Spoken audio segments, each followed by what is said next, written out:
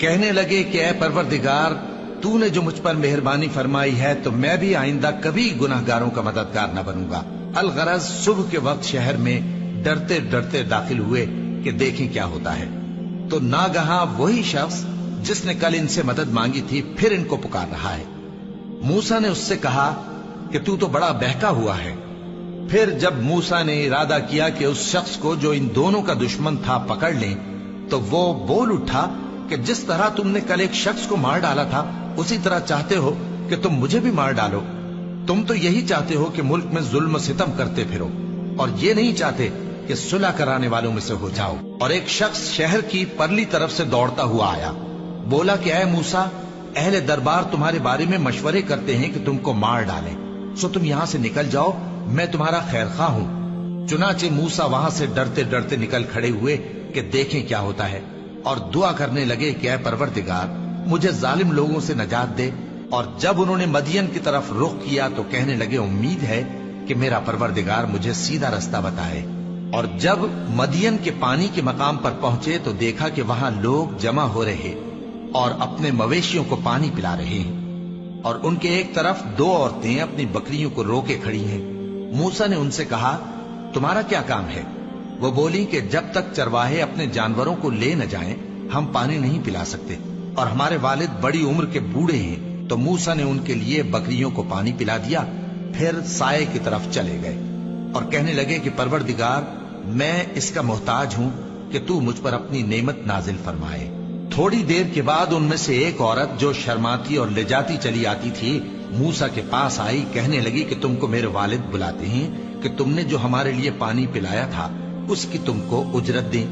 پھر جب وہ ان کے پاس آئے اور ان سے اپنا ماجرا بیان کیا تو انہوں نے کہا کہ کچھ خوف نہ کرو، تم ظالم لوگوں سے بچ آئے ہو۔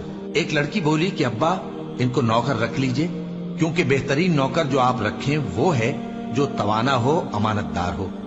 انہوں نے موسیٰ سے کہا کہ میں چاہتا ہوں کہ اپنی ان دو بیٹیوں میں سے ایک کو تم سے بیاہ دوں، اس عہد پر کہ تم 8 برس میری خدمت کرو، پھر اگر 10 سال پورے کر دو تو وہ تمہاری طرف سے احسان ہوگا، اور میں تم پر تکلیف ڈالنی نہیں چاہتا، تم مجھے انشاءاللہ نیک لوگوں میں پاؤ گے۔ موسیٰ نے کہا کہ مجھ میں اور آپ میں یہ عہد پختہ ہوا، میں جو مدت چاہوں پوری کر دوں، پھر مجھ پر کوئی زیادتی نہ ہو، اور ہم جو معاہدہ کرتے ہیں اللہ اس پر گواہ ہے۔ پھر جب موسیٰ نے مدت پوری کر دی اور اپنے گھر کے لوگوں کو لے کر چلے تو طور کی طرف سے آگ دکھائی دی۔ وہ اپنے گھر والوں سے کہنے لگے کہ تم یہاں ٹھہرو، مجھے آگ نظر آئی ہے، شاید میں وہاں سے رستے کا کچھ پتہ لاؤں یا آگ کا انگارہ لے آؤں تاکہ تم آگ تاپو۔ سو جب اس کے پاس پہنچے تو میدان کے دائیں کنارے سے ایک مبارک جگہ میں ایک درخت میں سے آواز آئی کہ اے موسیٰ، یہ میں ہوں اللہ، تمام جہانوں کا پروردگار، اور یہ کہ اپنی لاٹھی ڈال دو۔ سو جب انہوں نے دیکھا کہ وہ حرکت کر رہی ہے گویا سانپ ہے تو پیٹ پھیر کر چل دیے اور پیچھے مڑ کر بھی نہ دیکھا۔ فرمایا موسیٰ، آگے آؤ اور ڈرو مت، تم امن پانے والوں میں ہو۔ اپنا ہاتھ گریبان میں ڈالو تو بغیر کسی عیب کے سفید روشن ہو کر نکل آئے گا، اور خوف دور کرنے کی غرض سے اپنے بازو کو اپنی طرف یعنی سینے سے ملا لو۔ یہ 2 دلیلیں تمہارے پروردگار کی طرف سے ہیں فرعون اور اس کے درباریوں کے لیے، بے شک وہ نافرمان لوگ ہیں۔ موسیٰ نے کہا اے پروردگار، ان میں کا ایک شخص میرے ہاتھ سے قتل ہو چکا ہے، سو مجھے خوف ہے کہ وہ مجھ کو مار ڈالیں گے، اور ہارون جو میرا بھائی ہے اس کی زبان مجھ سے زیادہ فصیح ہے، تو اس کو میرے ساتھ مددگار بنا کر بھیج کہ میری تصدیق کرے، مجھے خوف ہے کہ وہ لوگ میری تکذیب کریں گے۔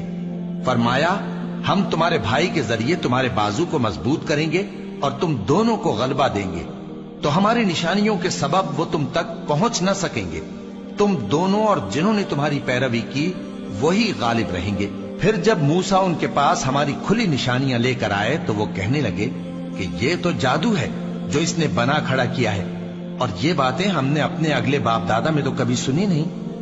اور موسیٰ نے کہا کہ میرا پروردگار اس شخص کو خوب جانتا ہے جو اس کی طرف سے ہدایت لے کر آیا ہے اور جس کے لیے عاقبت کا گھر یعنی بہشت ہے، بے شک ظالم کامیاب نہیں ہوں گے۔